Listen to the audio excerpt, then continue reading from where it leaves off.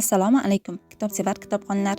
Ohangaron shahar axborot kutubxona markazi sizlarga O'zbekiston xalq shoiri, jamoat arbobi Abdulla Oripovning hayoti va ijodi haqida qisqacha ma'lumot beradi.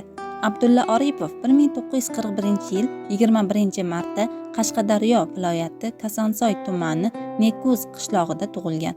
Uning otasi Orifboy Ubadulla o'g'li mahalliy kolxoz vakili bo'lgan. 1958-yil o'rta maktabni oltin medal bilan tamomlab, Abdulla Oripov tahsilini O'zbekiston Davlat universiteti O'zbek filologiya fakultetining jurnalistika bo'limida davom ettiradi.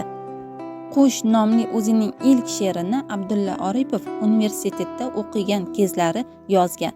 Abdulla Oripovning Bahor, Birinchi muhabbatim, Kuz, Saraton, O'zbekiston, Munojot tinglab, Otello, Sarob, Dengizga, Malomat toshlari, Oltin baliqcha, Yuzma-yuz, Genetika va boshqa she'rlari 20-asrning ikkinchi yarmi o'zbek adabiyotining yorqin namunasi.